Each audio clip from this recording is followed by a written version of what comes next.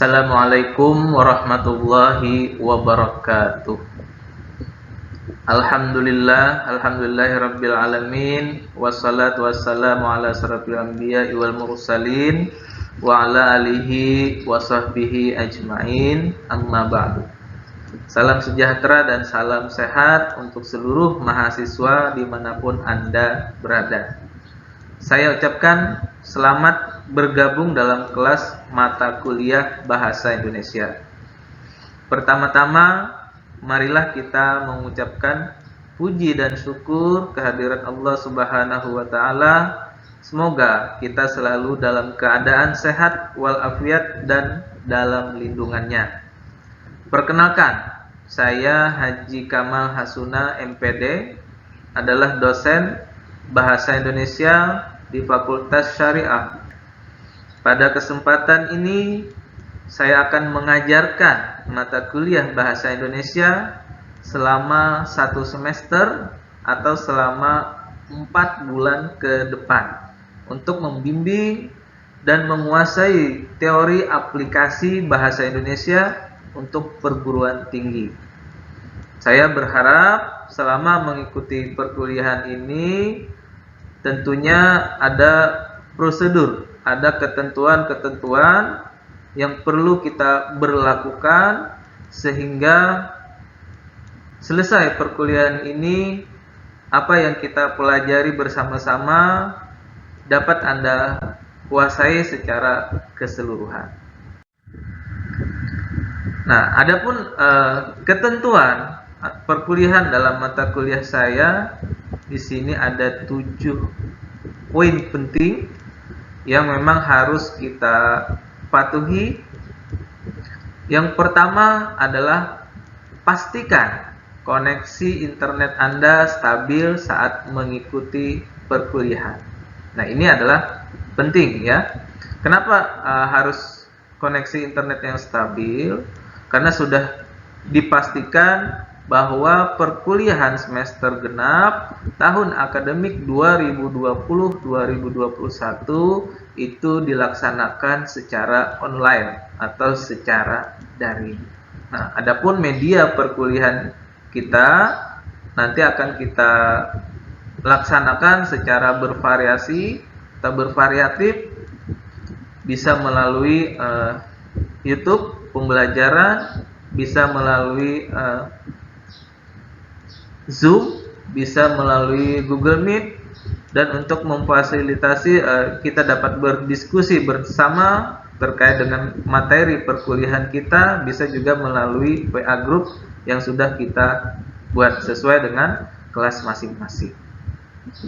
Lalu ketentuan poin yang kedua, silakan Anda siapkan atau bawa buku dan alat tulis untuk mencatat. Kenapa ini perlu? Silakan Anda mencatat di buku atau mungkin langsung mengetik di laptopnya masing-masing. Nah, ini karena memang keterbatasan ingatan kita. Boleh jadi mungkin hari ini, besok masih ingat terkait dengan materi yang sudah kita pelajari. Tetapi lusa, minggu depan, 1 bulan ke depan bisa saja lupa. Nah, inilah pentingnya kita untuk mencatat. Yang ketiga, tepat waktu sesuai dengan jadwal perkuliahan. Nah, ini tentu sesuai dengan kelas masing-masing ya. Karena sudah ada jadwalnya, tentu saya harapkan kedisiplinan kita semua sesuai dengan jadwal perkuliahan. Kita akan langsungkan perkuliahan.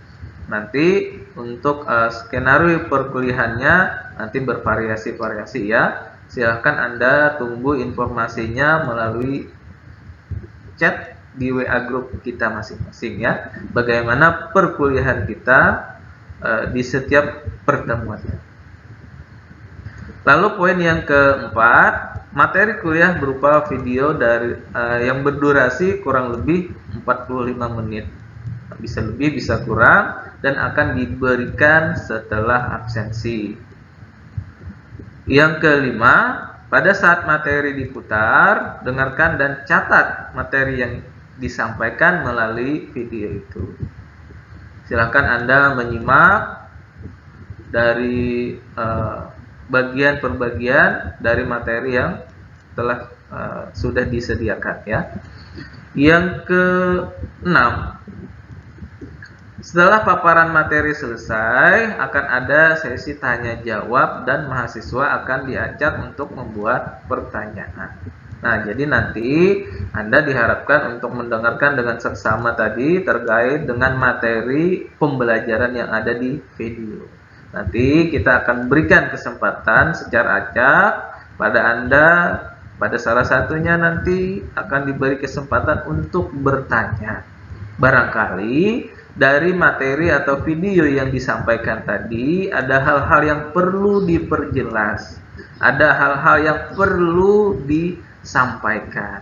Nah, untuk bentuk pertanyaannya nanti bisa kita diskusikan melalui WA grup kita. Lalu poin yang ketujuh, di akhir perkuliahan akan diberikan tugas untuk dikerjakan di rumah masing-masing. Ini dengan tujuan adalah sebagai evaluasi sejauh mana penguasaan Anda terkait dengan materi yang telah disampaikan. Tapi ini tergantung situasi dan kondisi ya. Dalam arti bisa saja tugasnya tidak harus mesti tiap kali pertemuan. Jangan lupa Anda jaga kesehatan dengan menjaga jarak sosial, memakai masker, dan jangan lupa selalu cuci tangan selesai beraktivitas. Semoga Anda sukses dan selalu dalam lindungannya.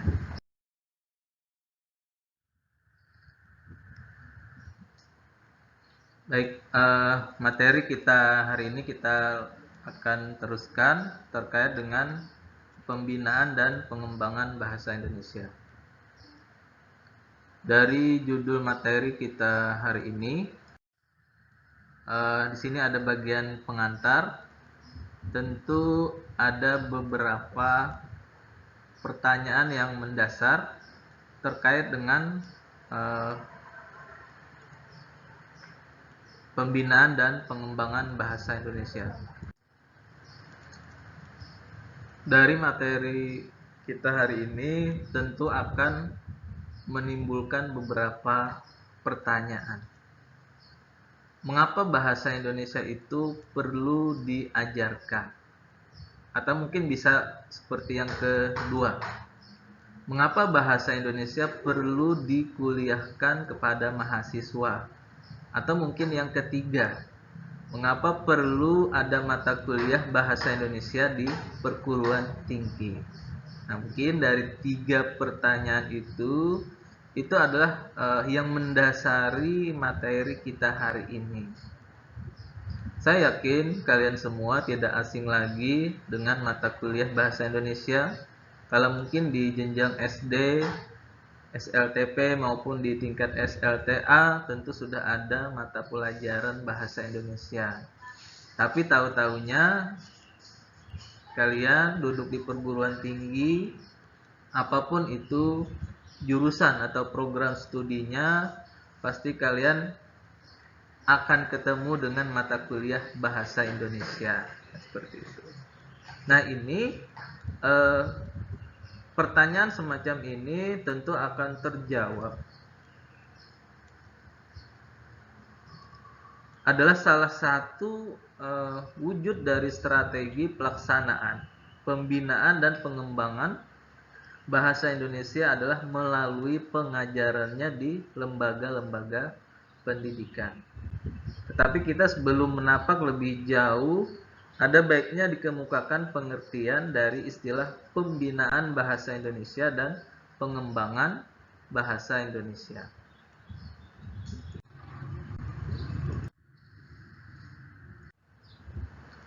Nah, sekarang kita lihat konsep pengembangan dan pembinaan bahasa. Jadi pembinaan yang diturunkan dari kata membina yang memiliki makna proses membina atau tindakan membina. Sedangkan kata pengembangan adalah sebuah bentuk nomina yang menurut tata bahasa proses diturunkan dari verbal tindakan, mengembangkan yang bermakna hal mengembangkan atau proses mengembangkan. Dari konsep tadi, sehingga kita bisa menyimpulkan istilah pembinaan bahasa Indonesia itu diartikan sebagai suatu usaha sadar, terencana, dan sistematis mengenai peningkatan mutu bahasa Indonesia sedemikian rupa sehingga masyarakat pemakainya memiliki kegairahan, kebanggaan, kesetiaan, dan kebertanggungjawaban dalam mempergunakannya. Sedangkan pengembangan bahasa Indonesia diberi batasan sebagai usaha sadar, terencana, dan sistematis tentang peningkatan mutu dan kelengkapan bahasa Indonesia sedemikian rupa sehingga bahasa Indonesia itu dapat digunakan secara efektif sesuai dengan kedudukan dan fungsinya dalam masyarakat Indonesia. Nah, jadi kalau kita amati berdasarkan paparan tadi, tampaknya ada perbedaan di antara istilah pembinaan bahasa Indonesia dan pengembangan bahasa Indonesia. Nah, di mana letak perbedaannya? Letak perbedaannya di sini terlihat pada objek atau sasarannya. Sasaran pembinaan bahasa Indonesia adalah pemakai bahasa Indonesia, sedangkan sasaran pengembangan bahasa Indonesia adalah bahasa Indonesia itu sendiri. Dengan demikian, pembinaan bahasa Indonesia berurusan dengan bagaimana penutur bahasa Indonesia harus menggunakan bahasa Indonesia dengan baik dan benar. Bagaimana penutur bahasa Indonesia memiliki sikap positif dalam arti memiliki rasa gairah, bangga, setia, dan tanggung jawab terhadap bahasa Indonesia dan dapat menggunakannya sesuai dengan kaidah bahasa Indonesia itu sendiri. Walaupun sasarannya berbeda dalam proses kerjanya, pembinaan dan pengembangan bahasa Indonesia tidak dapat dipisahkan. Keduanya memang merupakan proses yang berjalan sejajar, memiliki hubungan yang saling mengisi dan saling mendukung. Pembinaan bahasa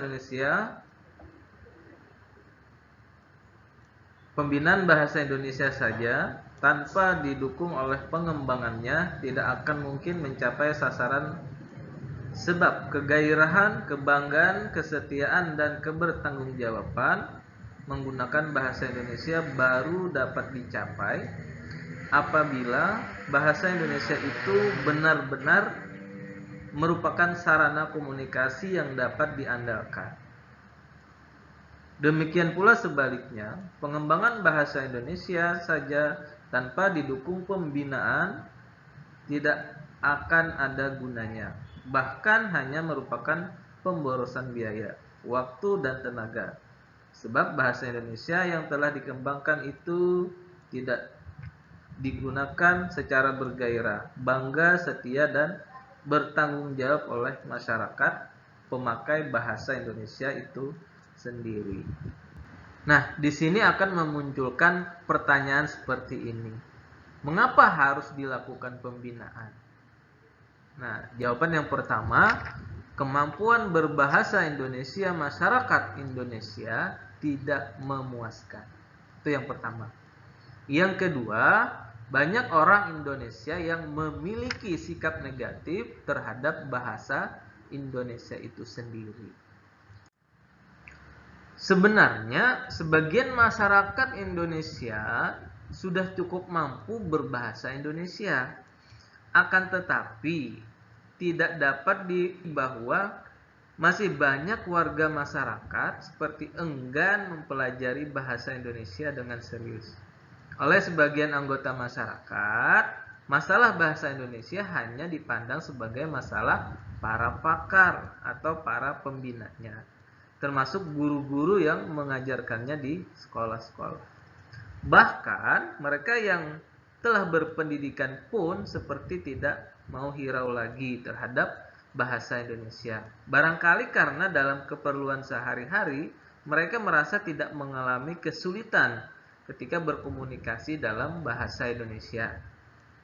Nah, ini kan kalau kita lihat dari sejarah, sejak lembaga yang berurusan dengan bahasa ini bernama Lembaga Bahasa Nasional, yang kemudian berganti nama menjadi Pusat Pengembangan dan Pembinaan Bahasa, sudah ditengarai adanya masalah sehubungan dengan pembinaan bahasa Indonesia. Masalah itu sampai saat ini belum dapat terpecahkan secara tuntas. Sekurang-kurangnya ada 3 masalah yang menjadi perhatian lembaga ini. Yang pertama adalah hasil pembinaan bahasa Indonesia selama ini dinilai memprihatinkan. Yang kedua, pelaksanaan pembinaan bahasa Indonesia kurang terencana dan kurang sistematis. Dan yang ketiga, para pendidik, pemimpin, dan tokoh masyarakat kurang berperan serta dalam pembinaan bahasa Indonesia. Nah, kalau kita amati berdasarkan masalah pertama tadi, terlihat bahwa kebanggaan, kesetiaan, dan kebertanggungjawaban masyarakat menggunakan bahasa Indonesia belum menunjukkan kemajuan yang berarti. Pada saat pengembangan bahasa Indonesia memperlihatkan hasil yang cukup menggembirakan. Masih banyak, bahkan terus bertambah banyak masyarakat Indonesia yang menggunakan bahasa Indonesia seenaknya dalam situasi yang menghendaki penggunaan bahasa Indonesia secara cermat dan tertib. Tetapi tidak sedikit pula masyarakat Indonesia yang lebih merasa bangga menggunakan bahasa asing daripada menggunakan bahasa nasionalnya sendiri. Justru pada situasi yang menuntut pemakaian bahasa Indonesia yang baik dan benar, pada sisi lain kemampuan sebagian pemakai bahasa Indonesia terhadap bahasa Indonesia itu sendiri kurang memuaskan. Nah, hal ini yang barangkali terbukti dari banyaknya lulusan sekolah, baik itu sekolah dasar, menengah, bahkan sampai pada tingkat perguruan tinggi, yang kurang mampu mengutarakan pikiran, kehendak, dan perasaannya dalam bahasa Indonesia yang baik dan benar. Di samping masih ada pula sebagian masyarakat Indonesia yang belum mampu menggunakan bahasa Indonesia di tengah-tengah maraknya persebaran bahasa Indonesia melalui teknologi dan informasi. Nah, di sini berkaitan dengan kesadaran dan kemauan menggunakan bahasa Indonesia dengan baik dan benar. Ini menurut saya kutip ya, menurutnya salah satu pakar menyatakan secara halus dengan kata-kata arif bahwa para pemakai bahasa Indonesia dapat digolongkan menjadi 4 kelompok sebagai berikut. Nah, kalau kita lihat yang pertama, golongan yang tidak tahu bahwa dia tahu. Itu yang pertama. Yang kedua, golongan yang tahu bahwa ia tidak tahu. Yang ketiga, golongan yang tahu bahwa ia tahu. Dan yang terakhir adalah golongan yang tidak tahu bahwa ia tidak tahu. Makna atau arti golongan-golongan itu dapat ditafsirkan barangkali seperti ini, ya. Andai kata saya termasuk ke dalam golongan pertama, berarti bahwa tidak seorang pun boleh menasehati agar saya menggunakan bahasa Indonesia dengan baik dan benar. Jika saya termasuk golongan kedua, saya akan selalu menerima nasihat dari siapapun mengenai penggunaan bahasa Indonesia yang baik dan benar. Seandainya saya termasuk golongan ketiga, saya akan merasa puas dengan pengetahuan dan keterampilan penggunaan bahasa Indonesia yang sudah saya miliki. Tapi jika saya termasuk golongan yang keempat, saya akan selalu mencari dan bertanya tentang kaidah bahasa Indonesia yang baik dan benar.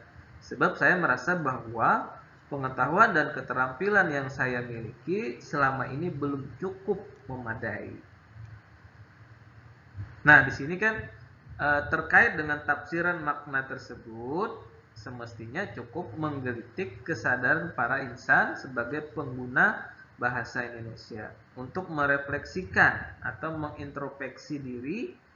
Berangkat dari pemaknaan itu, maka setiap penutur bahasa Indonesia dapat bertanya pada diri sendiri, saya kira-kira berada pada golongan yang mana? Kemudian secara jujur berdasarkan hati nurani, suara dari lubuk hati yang terdalam. Menjawab sendiri pertanyaan itu, sesungguhnya bahwa jawaban pertanyaan itu ada dalam diri kita sendiri. Lalu dari masalah yang kedua, tampak bahwa politik bahasa nasional kini disempurnakan menjadi politik bahasa dan belum dijabarkan secara nyata ke dalam kebijakan dan tindakan yang meluas dan sungguh-sungguh secara berkesinambungan dan terarah.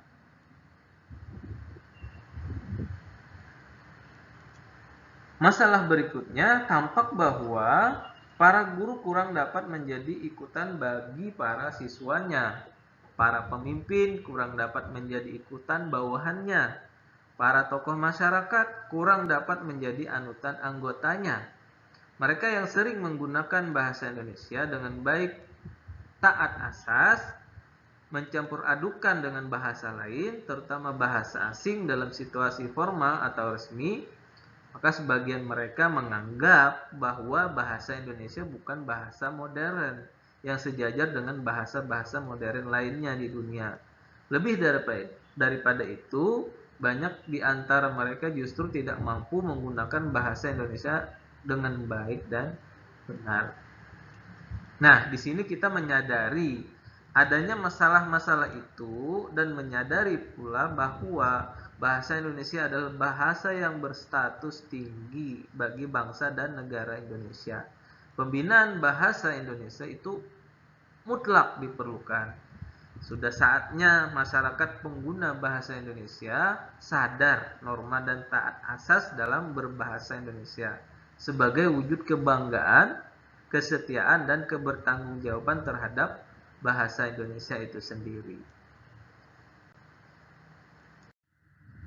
Tujuan pengajaran bahasa Indonesia sebagai penutur bahasa Indonesia.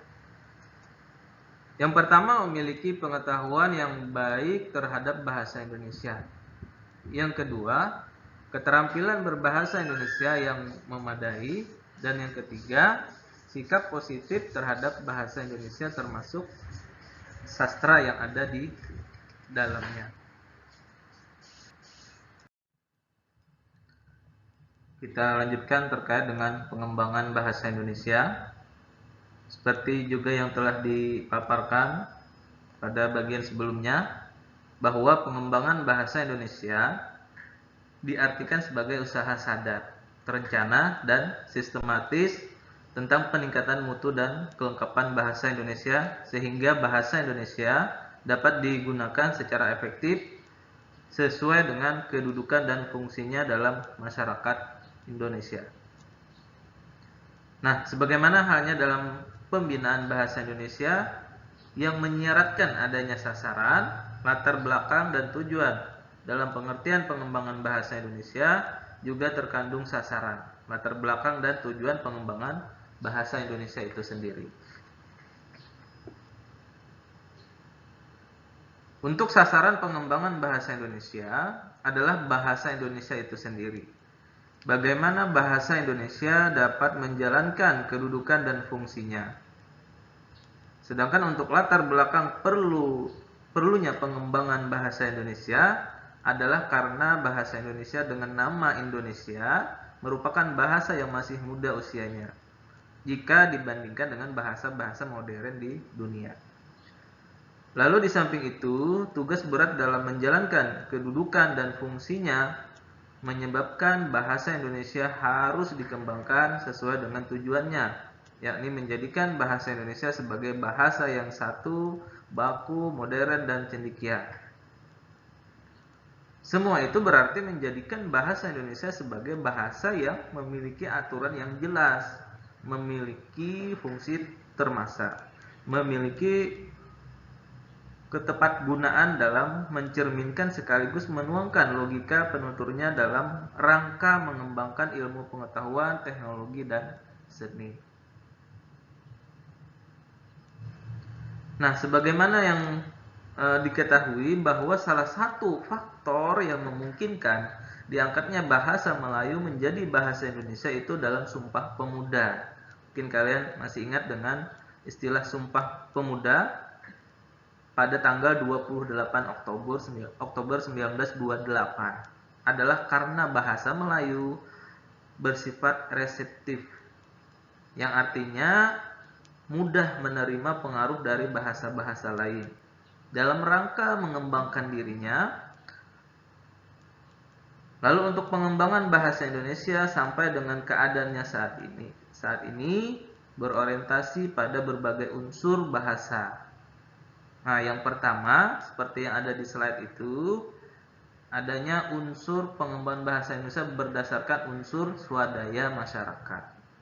Yang kedua, pengembangan bahasa Indonesia berdasarkan unsur bahasa serumpun. Dan yang ketiga, pengembangan bahasa Indonesia berdasarkan unsur bahasa asing. Nah, kembali ke poin yang pertama, pengembangan bahasa Indonesia berdasarkan unsur swadaya bahasa.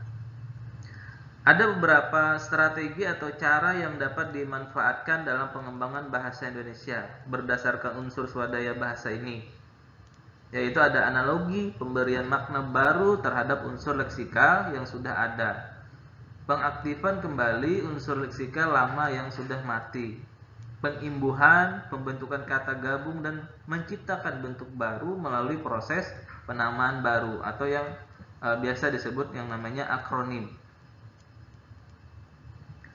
Strategi pertama, analogi, adalah pembentukan baru berdasarkan pola atau contoh yang sudah ada sebelumnya. Lalu untuk gejala analogi memegang peranan penting dalam pengembangan bahasa Indonesia. Jadi banyak bentukan, khususnya kata baru yang diwujudkan berdasarkan pola yang sudah ada.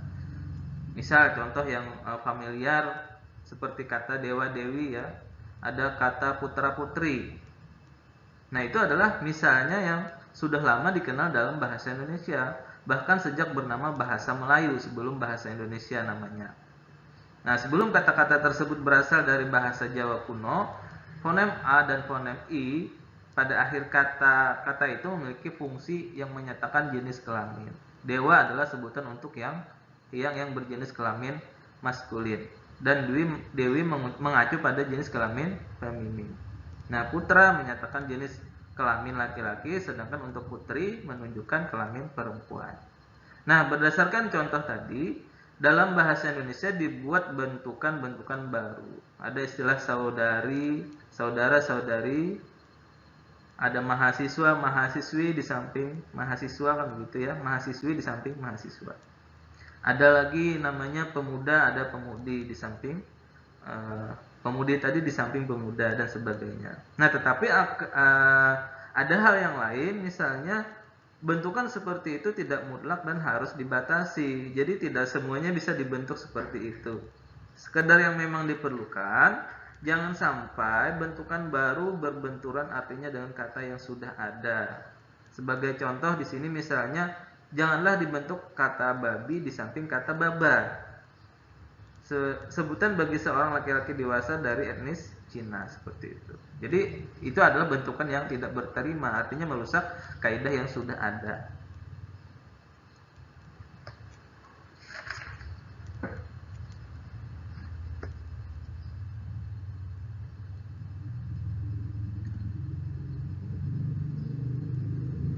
Nah, lalu yang berikutnya, yang kedua, pengembangan bahasa Indonesia berdasarkan unsur bahasa serumpun.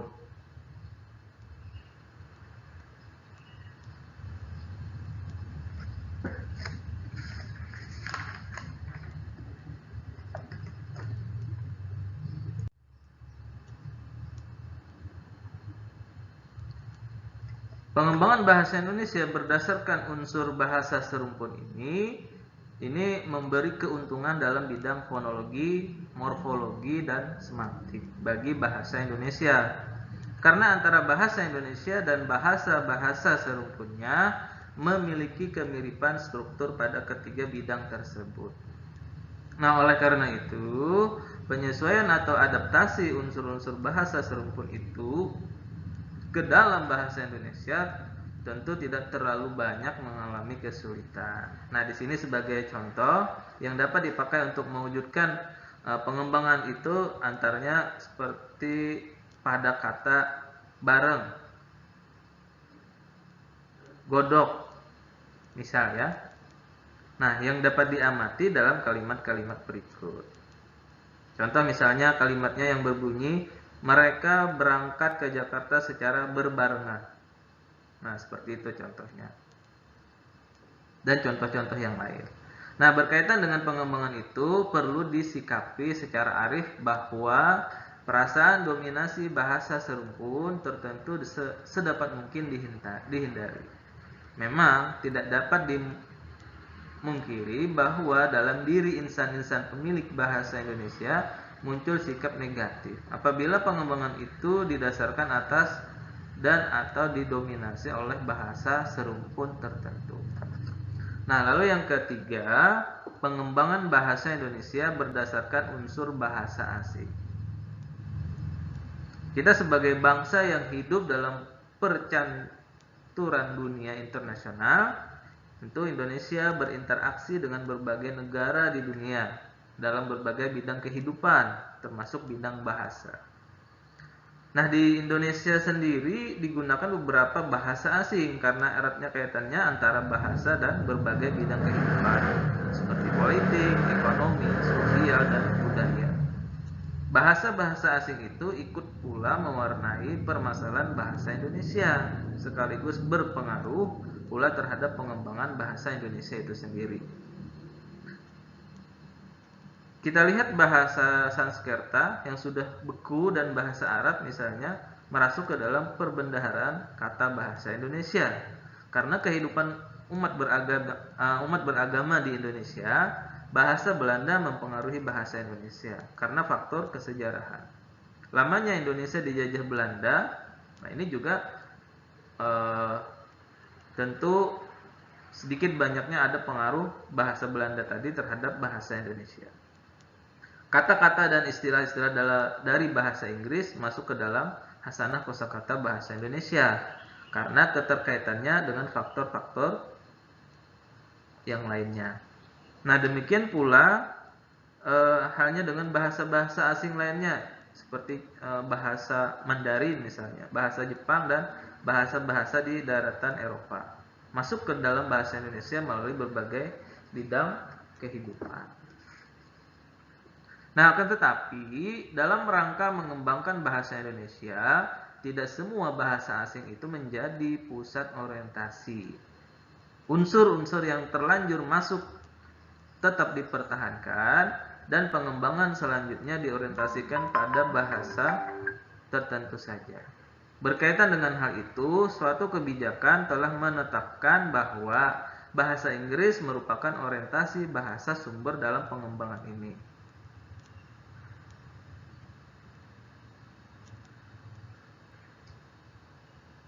Nah, untuk strategi yang ditempuh dalam pengembangan bahasa Indonesia berdasarkan unsur bahasa asing dapat diklarifikasikan menjadi 3, yaitu adopsi, adaptasi, dan penerjemahan. Apa itu adopsi? Nah, adopsi itu adalah pengambilan atau pemungutan secara utuh unsur bahasa asing ke dalam bahasa Indonesia. Nah, contoh kata misalnya seperti terlihat pada kata abad, ahad, adipati, hulu balang, perdana, dan seterusnya. Nah, adaptasi artinya adalah penyesuaian unsur-unsur bahasa yang masuk dengan tata bunyi dan pola pembentukan kata bahasa Indonesia. Nah, ini contohnya tampak pada kata-kata aktivitas, ekspor, kontrak, metode, organisasi, dan seterusnya.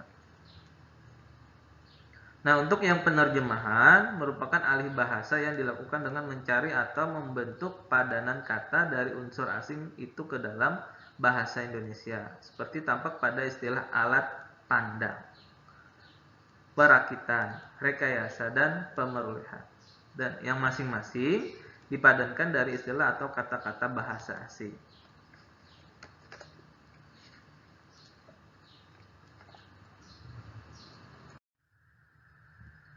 Kita lanjutkan ke slide berikutnya terkait dengan kondisi pengembangan bahasa Indonesia.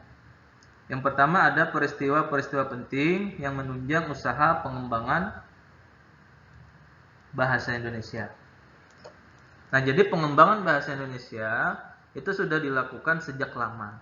Usaha-usaha pengembangan itu ditunjang peristiwa-peristiwa penting yang bersejarah, baik yang berhubungan langsung maupun yang tidak berhubungan secara langsung dengan pengembangan bahasa Indonesia. Nah, ukuran pentingnya peristiwa tersebut bukan hanya karena peristiwa itu memberikan atau menghasilkan kebijakan-kebijakan kebahasaan, melainkan juga karena peristiwa-peristiwa itu memberikan informasi atau pemikiran profesional mengenai pengembangan bahasa Indonesia. Nah, ada beberapa peristiwa yang dipandang pantas dipahami oleh pembina bahasa Indonesia dan masyarakat Indonesia sebagai penutur bahasa Indonesia itu sendiri. Nah, yang pertama misalnya ada penyusunan ejaan resmi bahasa Melayu atau yang dinamakan ejaan Van Ophuijsen pada tahun 1901. Nah, sekaligus merupakan pemantapan kedudukan bahasa Melayu sebagai bahasa pengantar di sekolah-sekolah Bumi Putra. Yang kedua, pada tahun 1908, pemerintah Belanda mendirikan badan yang bernama Taman Bacaan Rakyat, yang pada tahun 1917 diubah namanya menjadi Balai Pustaka. Yang ketiga, ada ketetapan Ratu Kerajaan Belanda pada 25 Juni 1918 yang memberikan kebebasan kepada anggota Dewan Rakyat untuk menggunakan bahasa Melayu dalam perundang-undangan.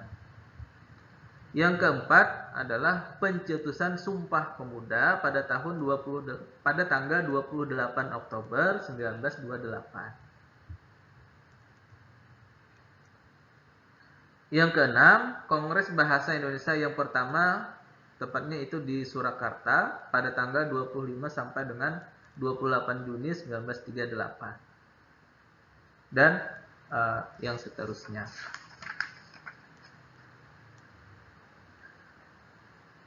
Nah, jadi sesuatu yang terjadi dalam bahasa Indonesia dan hasil-hasilnya dalam setiap peristiwa itu agaknya tidak perlu dikemukakan di sini. Yang penting diketahui adalah adanya peristiwa-peristiwa penting yang menunjang pengembangan bahasa Indonesia tersebut.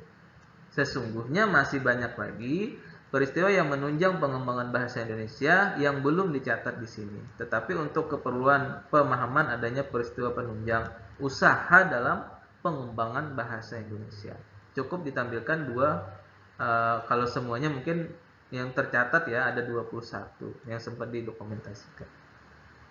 Nah, lalu poin yang kedua, ketimpangan-ketimpangan dalam pengembangan bahasa Indonesia.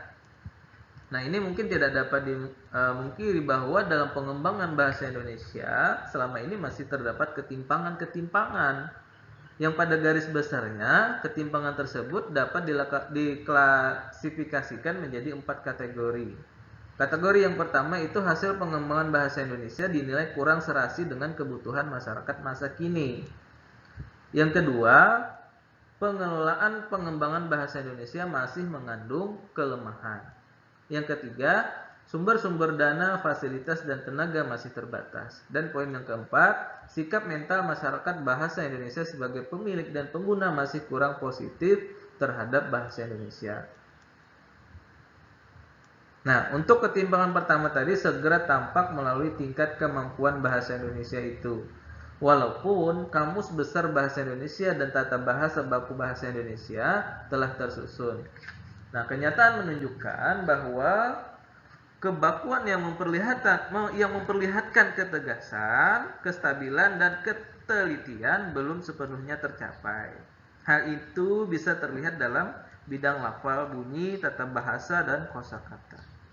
Dan masih sering ditemukan konsep ilmu pengetahuan dan teknologi modern yang belum tertampung oleh kosakata dalam bahasa Indonesia.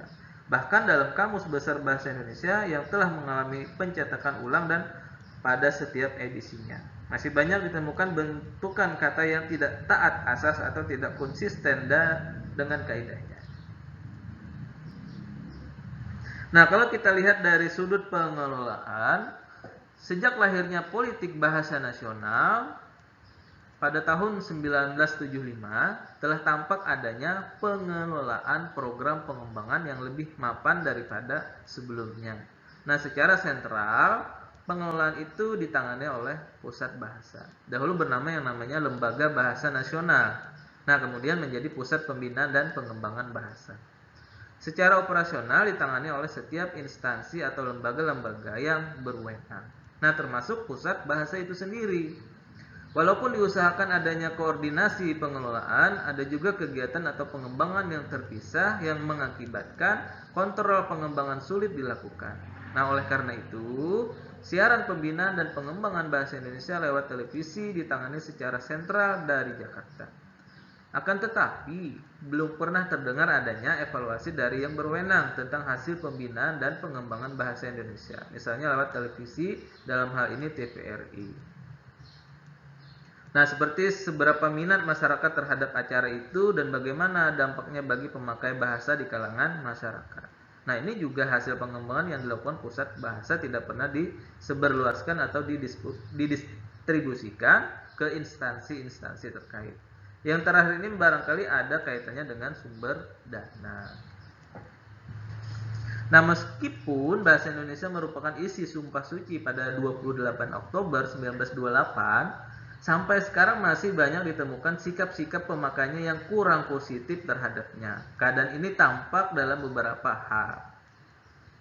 Nah, misalnya kurang diperhatikan, kurang disadari dan diatasinya penggunaan kaidah berbahasa, ketidakacuhan terhadap pemakai bahasa Indonesia, atau misalnya lebih banggaan menggunakan ungkapan atau istilah asing dalam berbahasa Indonesia walaupun diketahui bahasa Indonesianya. Yang berikutnya mungkin keengganan mempelajari bahasa Indonesia lebih lanjut karena merasa sudah mampu berkomunikasi menggunakan bahasa Indonesia. Keadaan tersebut jelas menandai bahwa kebanggaan, kesetiaan, dan kebertanggungjawaban pemilik dan pemakai bahasa Indonesia masih jauh daripada yang diharapkan. Nah, poin yang ketiga adalah program pengembangan bahasa Indonesia.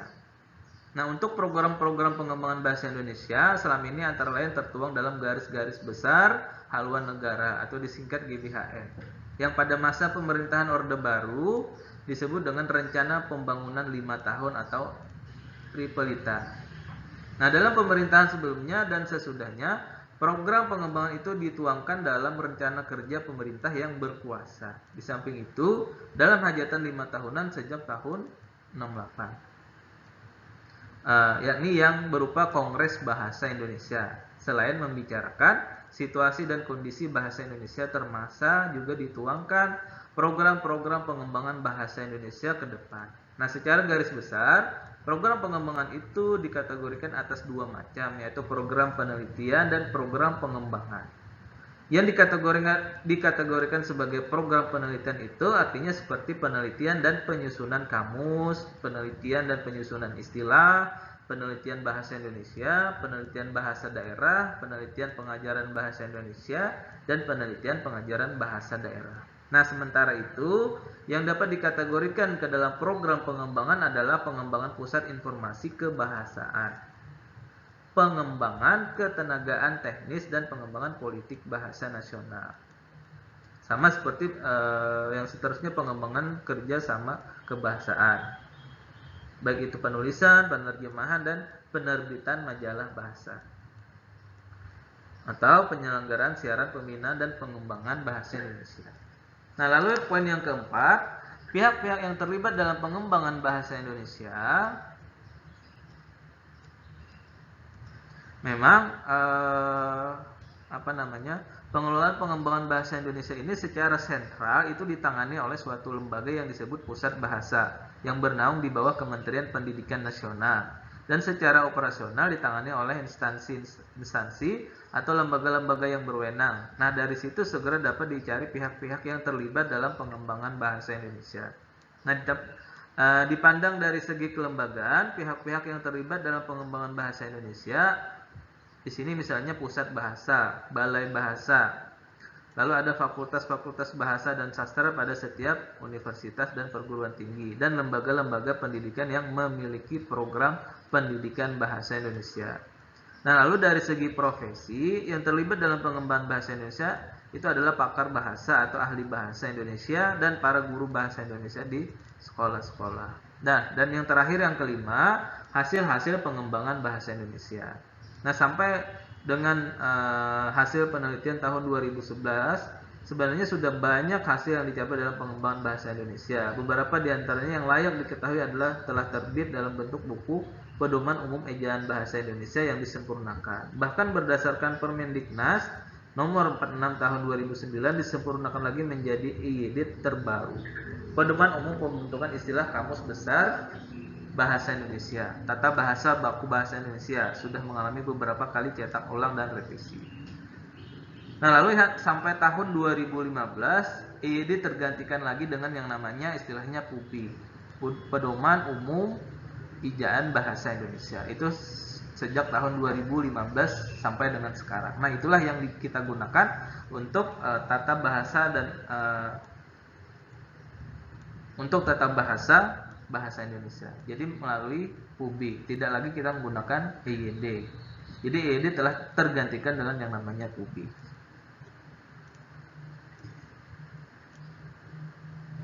Saya kira itu saja materi kita hari ini. Mudah-mudahan ada manfaatnya. Mudah-mudahan apa yang saya sampaikan dapat diserap. Barangkali ada hal-hal yang perlu kita diskusikan, boleh kita diskusikan melalui WA grup kita. Terima kasih atas perhatiannya. Assalamualaikum warahmatullahi wabarakatuh.